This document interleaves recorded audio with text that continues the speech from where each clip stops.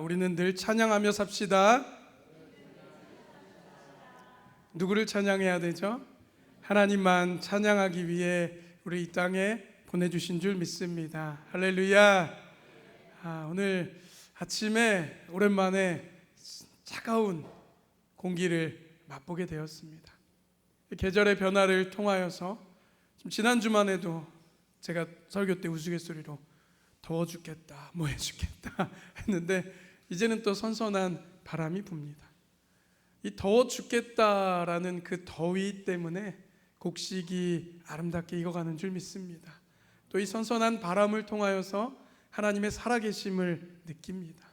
우리는요, 아주 작은 것 하나에도 하나님이 나를 통해 일하고 계시는구나 라고 느낄 수 있는 믿음의 사람, 영적인 깨어있는 찬양의 도구로 살아갈 수 있는 저 여러분 되시길 주님의 이름으로 간절히 축원합니다. 지난 주일이요, 광복 기념 주일이었는데 어떻게 하다 보니까 이 8.15 광복절이 오늘과 더 가까워요. 그래서 저는 오늘 이렇게 광복의 이야기를 여러분들과 잠깐 해보고 싶습니다. 어제가 바로 몇 번째였죠? 81번째 광복절이었습니다. 1945년 8월 15일 35년간 이어진 일제의 어두운 억압의 사슬이 끊어지고 이 땅에 광복, 빛이 다시 찾아왔습니다. 온 거리에 태극기가 물결치고 대한독립 만세를 외치며 눈물을 흘렸던 그날의 감격을 여기에 아마 경험해 보신 분들도 계실 줄 압니다. 1945년이었으니까요. 지금 연세가 이제 82세가 넘으신 분들은 그 광복의 날에 그 자리에 계셨던 것입니다. 사실 우리가 그러한 어려움과 이 압제와 억압에서 벗어난 지가 생각해 보면 얼마 되지 않았던 것입니다. 그런데 하나님께서 은혜를 주시고 선교사님들을 통하여서 복음이 전해지고 이 나라가 이렇게 잘 살아갈 수 있게 된 모든 것에 하나님의 은혜가 있는 줄 압니다. 그런데요, 우리는 이 은혜를요 어떻게 사용해야 할지, 우리에게 주신 이 참된 자유를 어떻게 누리며 살아가야 할지 오늘 하나님께서 이 갈라디아서 말씀을 통하여서 우리에게 주신 마음들을 여러분들과 함께 나누어 보고자 합니다. 육신과 민족의 억압에서 벗어난 광복보다 훨씬 더 근원적이고 위대한 해방, 그것은 바로 예수 그리스도의 십자가로 말미암아 죄와 사망과 영적인 종살이의 사슬에서 벗어난 영혼의 광복인 줄 믿습니다. 오늘 본문 갈라디아서 5장 1절은 이렇게 선포하고 있습니다. 함께 보겠습니다. 그리스도께서 우리를 자유롭게 하려고 자유를 주셨으니 그러므로 굳건하게 서서 다시는 종의 멍에를 매지 말라. 아멘. 그리스도께서 우리를 무엇하게 하려고요? 자유롭게 하려고 자유를 주셨습니다. 그러므로 어떻게 해요? 굳건하게 서서 다시는 무엇의 멍에를 매지 말라고요? 종의 멍에를 매지 말라. 예수 그리스도의 십자가에 피 흘려 죽으심으로 율법의 정죄, 죄책감의 감옥, 영원한 형벌의 두려움을 우리는 완전히 해방되었습니다. 우리는 이제 죄인이 노예가 아니라 하나님의 존귀한 자녀이자 당당한 자유인인 줄 믿습니다. 그런데요, 이 자유를 어떻게 사용해야 할지 제가 앞서 말씀드렸지만 우리는 오늘 잘 생각해 볼 필요가 있다라는 것입니다. 너희가 자유를 얻었느냐? 너희가 자유를 얻었느냐? 그렇다면 이제 그 자유를 어떻게 살아낼 것인가? 여러분, 우리 주님의 교회 8월 한 달의 주제가 무엇입니까? 8월 한 달 우리가 어떠한 마음을 가지고 살아갑니까? 믿음으로 살아가고 은혜로 열매 맺는 삶. 그래서 첫 번째 주일은 우리 총회에서 지정한 2단 경계 주일로 2단에 대한 경계와 늘 깨어 있음에 대해서 말씀드렸습니다. 그리고 은혜로 열매를 맺기 위해 지난 주일에 우리의 입술에 파수꾼이 필요하다라고 말씀드렸습니다. 그래서 입술의 파수꾼으로 성령의 열매를 맺자라는 것이죠. 오늘은 어제 이 광복절을 맞이하여 십자가로 얻은 값진 자유를 가지고 내 삶의 현장에서 우리는 어떠한 열매를 맺으며 살아가야 할지 깊이 나누어 보고자 합니다. 여러분, 자유를요 제대로 잘 쓰지 않으면 그때부터는 그 자유가 무엇이 됩니까? 방종이 된다라는 것입니다. 주님의 십자가의 보혈로 값비싼 은혜를 받은 우리가 그 값비싼 은혜를 방종으로 가치 없게 버리는 것이 아니라 자유를 넘어서 오늘 말씀의 제목처럼 사랑의 종으로 서로를 섬김으로써 성령의 가장 고귀한 열매를 풍성히 거두는 귀하고 복된 날 되시길 간절히 축원합니다. 오늘 본문 13절 전반절 말씀을 우리 함께 다시 읽어보도록 하겠습니다. 형제들아, 너희가 자유를 위하여 부르심을 입었으나 그러나 그 자유로 육체의 기회를 삼지 말고. 아멘. 자유를 위하여 부르심을 입었으나 그 자유로 무엇의 기회를 삼지 말라고요? 육체의 기회를 삼지 말고. 사도 바울은 이 갈라디아 교회를 향해서 엄중한 영적 경고를 던집니다. 하나님이 피값으로 사주신 귀한 자유를 육체의 기회, 그럼 육체의 기회가 뭐예요? 내 욕망을 채우고 죄를 짓는 방패막이로, 핑곗거리로 그 자유를 악용하지 말라라는 것입니다. 지금 2000년 전에도 그렇고 지금도 그렇지만 많은 이단들이 가지고 있는 사상 중에 구원을 받았다라고 정하면은 그 뒤에는 어떻게 살든 죄를 많이 짓고 허랑방탕하게 자기 멋대로 살아도 구원이 계속 유지된다라고 이야기하는 이단들이 많이 있습니다. 특히 우리나라에는 이 구원파라는 이단이 있죠. 알게 모르게 엄청 큰 단체예요. 뭐 신천지도 있고 뭐 여러 가지 많은 하나님의 교회도 있고 하지만 구원파도 굉장히 큰 이단 단체입니다. 특히 여러분, 구원파에서 한 번 예배를 크게 드리면요 이 잠실 경기장을 꽉 채워요. 근데 이 구원파가 가지고 있는 가장 큰 교리가 제가 방금 말씀드린 한 번 구원받으면 그때부터 허랑방탕하게 살아도 괜찮으니까. 여러분, 믿을만 하죠? 편하지 않으세요? 편하잖아요. 한번, 그래서 그들 맨날 물어보잖아요. 몇 날 며칠 몇 시에 구원받았냐. 당황할 필요가 없어요. 여러분, 그렇게 해서 그냥 막 살다가, 그리고 헌금 드린 순서대로 자리에 앉고 그 무슨 혜택을 누리고 무슨 백화점 VIP 뽑는 것도 아니고, 여러분, 그러한 모습이 확실합니까? 아니죠.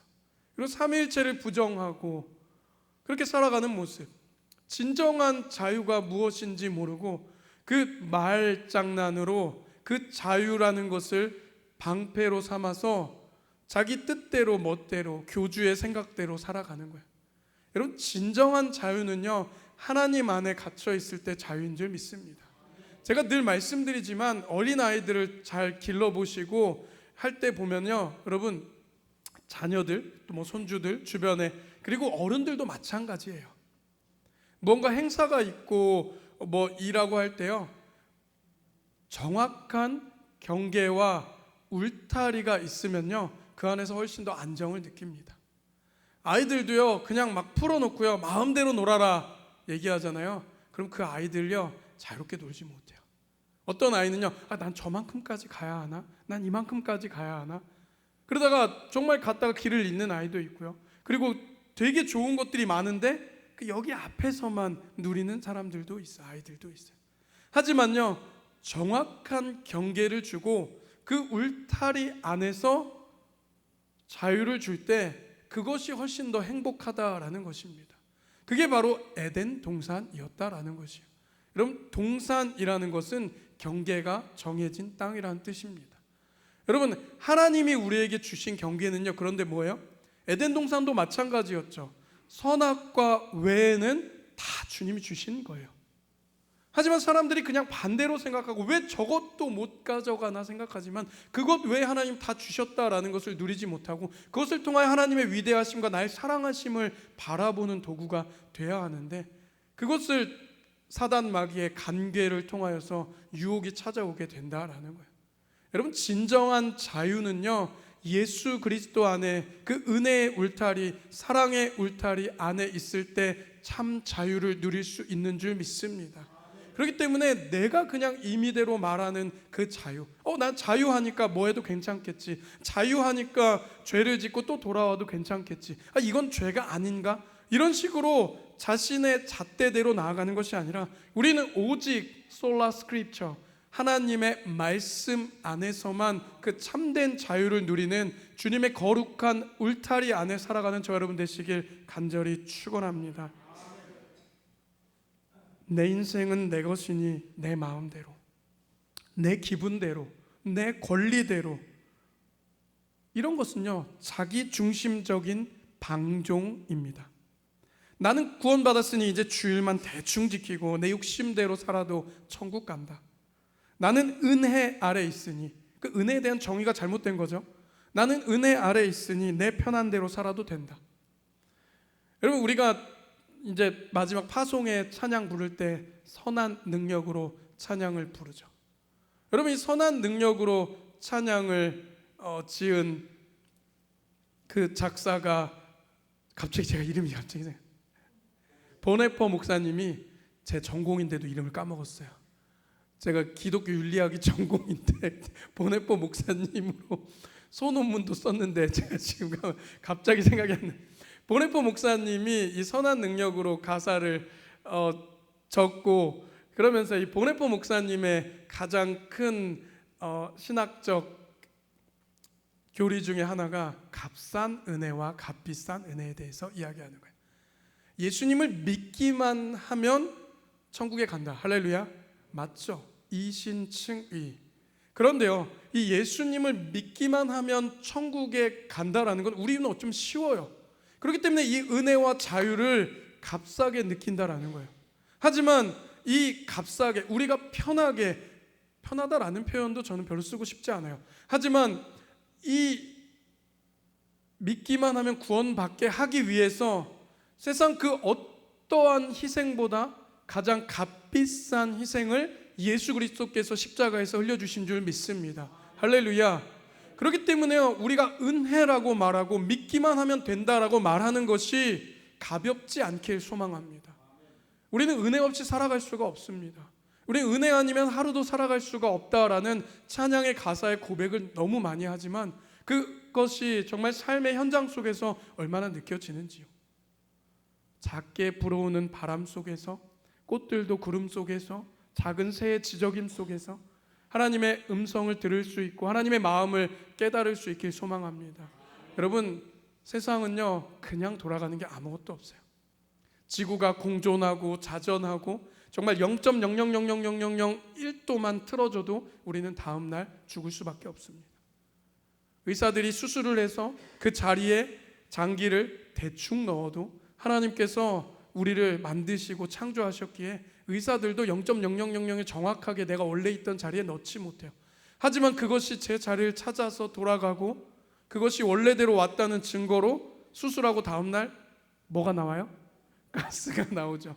가스가 나온 것이 몸에 이제 제자리에 왔다. 제 주변에도 이제 의사 친구들도 있고 뭐 이렇게 하지만 봐도요, 예수 안 믿는 친구도 있고 믿는 친구도 있는데 안 믿는 친구들도요, 누군가 전능하신 분이 있다라는 것을 공부를 하면 할수록 더 깨닫게 된다라는 거예요.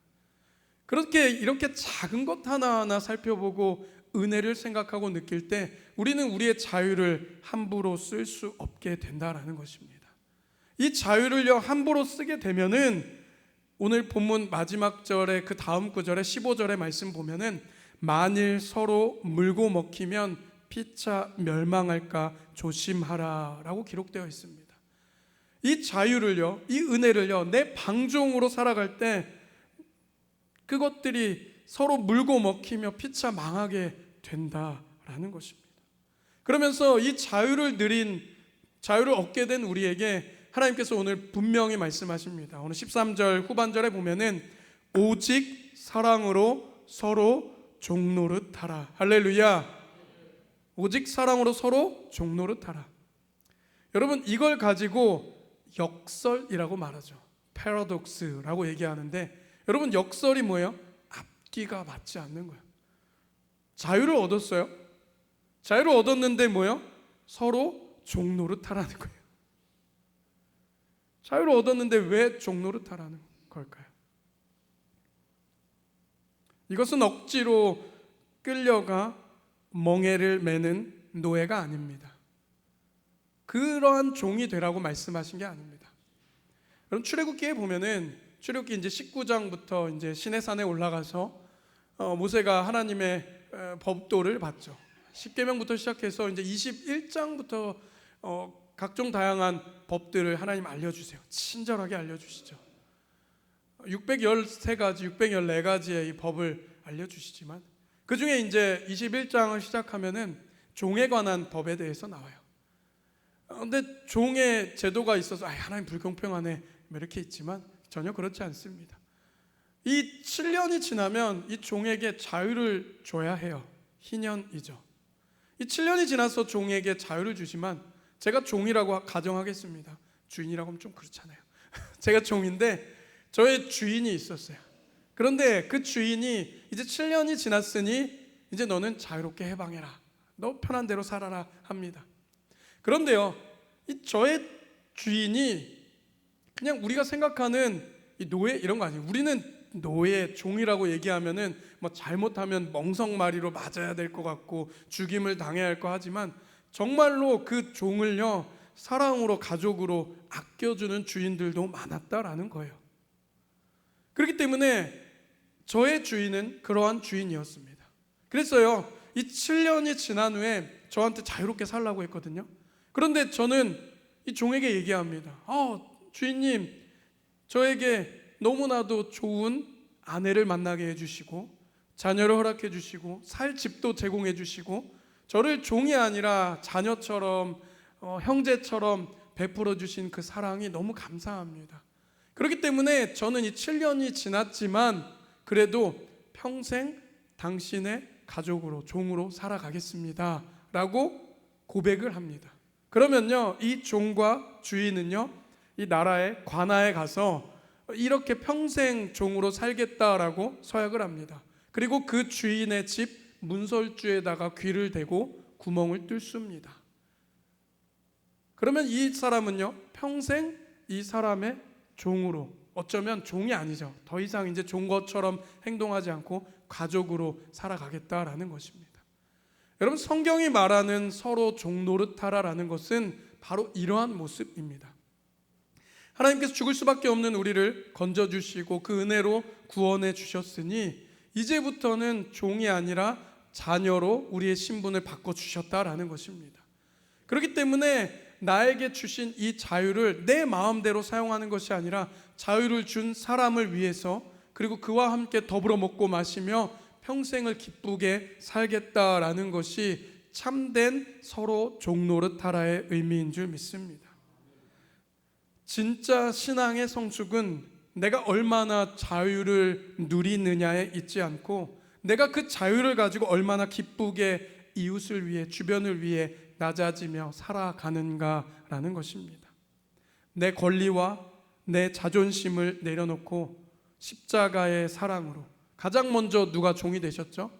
예수 그리스도께서 먼저 종이 되신 것처럼 우리를 섬겨주시고 우리의 발을 씻겨주시고 우리를 위해 십자가에 달려 돌아가신 것처럼 우리 또한 그 사랑을 깨닫고 사랑의 종이 될 때 그곳에 하나님의 나라가 임하고 성령의 기적이 일어날 줄 믿습니다. 그러면서 그 다음 구절 14절에 온 율법은 내 이웃 사랑하기를 내 자신과 같이 하라 하신 한 말씀에서 이루어졌나니, 그 사랑을 서로 종노릇하는 것을 어디까지 가야 돼요? 이 교회 안에서만 이루어지는 것이 아니라 내 주변에, 내 가족에, 내가 섬기는 모든 곳에서 그 사랑을 실천해야 할 줄 믿습니다. 아무리 광복을 기념하며 애국을 외치고 주일 예배를 거룩하게 드린다 할지라도 내 곁에 있는 가족 하나, 형제 하나, 이웃 하나 품지 못하고 교회 안에서 연약한 지체를 배려하지 못한다면 그것은 껍데기 신앙인에 불과하다라는 것입니다. 광복 81주년을 맞이하는 이 시대, 우리 사회는요, 이념과 세대와 계층, 이러한 갈등으로 서로 물고 뜯기며 피차 멸망해가는 극심한 분열의 광야의 시대를 보내고 있습니다. 이 찢겨진 세상 속에서 우리 교회가 보여주어야 할 것은 정죄나 비난의 칼날이 아니라 사랑으로 섬기는 십자가의 종의 모습이 되어야 할 줄 믿습니다. 먼저 실천하십시오. 가정과 삶의 터전에서 사랑하는 남편에게, 사랑하는 아내에게, 사랑하는 가족에게, 자녀에게 먼저 내가 당신의 사랑의 종입니다 고백하며 먼저 섬겨보시기 바랍니다. 교회 안에서 연약하고 소외된 지체, 특별히 상처 입고 다시 돌아온 이웃들의 손을 먼저 잡아주십시오. 여러분, 우리 주변 분들과 사랑의 인사 나누도록 하겠습니다. 내가 당신을 아름답게 섬기겠습니다. 우리 앞뒷분들, 처음 보는 분들하고도 인사해 주세요. 내가 당신의 사랑에 비친 자입니다. 정말이십니까? 네, 별로 표정이 안 좋으신 분들도 계시. 그럼 보세요. 오늘도 지금 제가 처음 뵌 분이 오늘 한 3분 정도 오늘 교회에 계시는 것 같아요. 여러분, 이분들 오늘 다가가셔서 너무 또 요즘에는 세게 다가가면 별로 안 좋아해요. 그냥 잔잔하게 식사하고 가세요. 등록하세요 이런 얘기 안 해도 돼요. 때가 되면 알아서 하시고 하나님 보내주시는. 그래서 근데 오늘은 밥이 맛있대요. 그럼 꼭 식사하고 가세요. 아무도 뭐 이렇게 불편하게 하지 마시고 식사를 꼭 하고 가셨으면 좋겠어요. 같이 밥 먹는 중에, 원래 우리 예수님의 별명이 뭐였다고요? 예수님 별명 제가 늘 말씀드리잖아요. 죄인들의 친구잖아요. 그렇다고 죄인이 아니에요. 여러분, 우리는 이제 죄에서 벗어났어요. 근데 예수님은 죄인들의 친구인데 왜 죄인들의 친구예요? 그 죄인들과 같이 식사를 늘 하셨기 때문이에요. 여러분, 밥이 있는 곳에 사랑이 있는 거예요. 전 그래서요, 제가 섬긴 교회가 우리 교회 오기까지 한 10군데 정도 부교육자 생활을 했지만 우리 교회 밥이 제일 맛있어요. 진짜로. 아무거나 주셔도 너무 맛있는데 여러분, 밥을 나누면서 그냥 고개 푹 받고 밥만 드시고 또 이른다, 또 뭐가 짜네, 싱겁네. 짜면요 물 타면 되고요. 싱거우면 어쩔 수 없는데, 싱거우면 뭐 그렇죠. 아니, 여러분, 근데 그렇지도 않아요. 우리 교회는 식사는 다 간이 맞아요. 근데 먹으면서 그냥 거기에 집중하지 말고 보면서 어떻게 지냈는지 살았는지, 그것도 좋은데요. 제가 늘 이제 제가 우리 교회 부임한 지 다다음 주 되면 이제 1년이거든요. 그러면 제가 내후년부터 또 하고 싶은 일들이 제가 계획이 있어요. 보면 주보에 말씀, 제가 오늘 설교에 맞춰서 삶 나눔이 있잖아요. 그러니까 마지막 주에 기관별로 모이고 할 때 개인이 말씀 준비 안 해오셔도 돼요. 뭐 설교 이렇게 말씀을 준비해서 이렇게 나누시더라고. 그거 안 하셔도 돼요. 제가 주보에 있는 걸로 삶 나누고 그걸로 오늘 말씀으로 어떻게 살아가야 할지 다 나와 있거든요. 그런 것들로 나누는 거예요. 그것들로 말씀이 오늘 어땠는지 나에게 주신 적용제 질문도 다 적어놨어요. 그것들로 나누고 그 다음에 어떻게 사셨는지, 잘 지내셨는지 물어보면서 그 다음에 이제 밥이 또 짠지 뭐 그것보다 행복하고 감사한 날, 삶을 나누고 서로 섬기며 불편한 게 무엇인지, 부족한 게 무엇인지 서로 종노릇하며 나아갈 수 있는 저 여러분 되시길 간절히 소망합니다. 일터와 사회에서. 근데 교회 안에서는 잘 돼요. 보는 눈이 많아서 그런가. 근데 세상에 나아가서 이 문을 박차고 또 나아가서는 이렇게 짜증나는 일들이 많은지, 나를 괴롭히는 상황들이 많은지, 하지만 그 안에서 주님의 마음으로 살아갈 때 하나님께서 나의 그릇을 깨끗하게 넓게 해주셔서 그 안에 하나님의 복을 채워가는 저 여러분 되시길 간절히 소망합니다. 진정한 복은요, 통장에 잔고가 많아지고 건강을 유지하는 것이 아니라 내가 힘들고 어렵고 어떠한 상황 속에서도 여호와는 나의 목자시니 내게 부족함이 없으리로다, 주님이 세워주시겠다라는 믿음을 갖고 살아가는 것이 진정한 복된 인생인 줄 믿습니다. 말씀을 맺습니다. 사랑하는 성도 여러분, 우리는 십자가의 보혈로 영원한 자유를 선물 받은 거룩한 하나님의 자녀들인 줄 믿습니다. 이 귀한 자유를 나만을 위한 육체의 기회나 육체의 방종으로 낭비하지 않길 소망합니다. 십자가 앞에서 먼저 우리를 위해 종이 되신 예수 그리스도를 따라 이제 우리도 자유를 넘어 사랑의 종으로 결단하며 나아가길 소망합니다. 8월의 남은 날들, 나의 욕심과 나의 권리를 내려놓고 기쁨으로 이웃을 섬기며 사랑의 멍에를 서로 메어주며 나아갈 때 우리의 걸음걸음마다 막힌 담이 허물어지고 천국의 기쁨과 은혜의 열매가 차고 넘치길 주님의 이름으로 간절히 축원합니다. 함께 기도하겠습니다. 우리를 죄와 율법의